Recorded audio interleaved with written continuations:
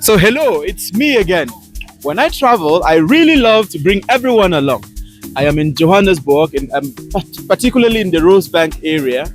And in the next days, I'm going to be taking you around the city to show you the things and the moments that have made an impression on my being here. This could be just conversations I've had with people, or this could be sites that make sense. You know, we tend to be in a very busy street here. You can see a lot happening, very dramatic controlling of traffic around here, and everything just happened. But this is exactly what, for me, bringing impressions of a place is. What is going on there in the regular life? What are the people doing? What is making an impression on them and stuff like this? And you know that Johannesburg is a very special city because a lot of history is rooted here, a lot of art, a lot of culture.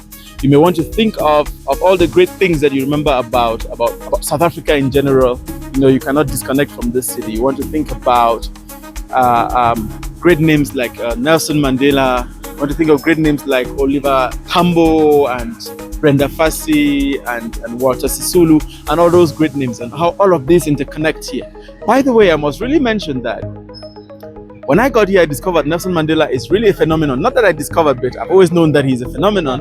But how that name runs things around here is something to mention. And I'd like to really talk about the fact that I have been marveled by the amount of modernity here. It's true that the city always has many stories, and there's hardly just one thing happening. There is so much appreciable modernity here, but also so much issues that have to come with this so-called modernity. Remember, modernity as we use it here is a critical phrase, not necessarily something positive or something negative, but something that can be questioned. And all of this you will see in the images I'll be talking about in the next days. Keep following me.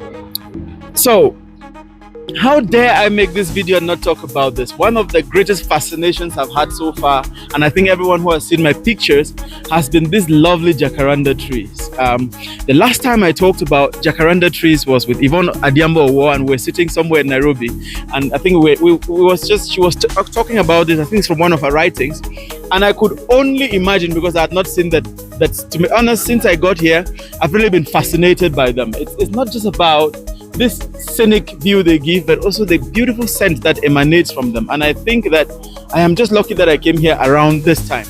And I think that if paradise was a place, then South Africa should be where it's found, because the streets are so pink, so lit, you can just not undermine how beautiful these trees look.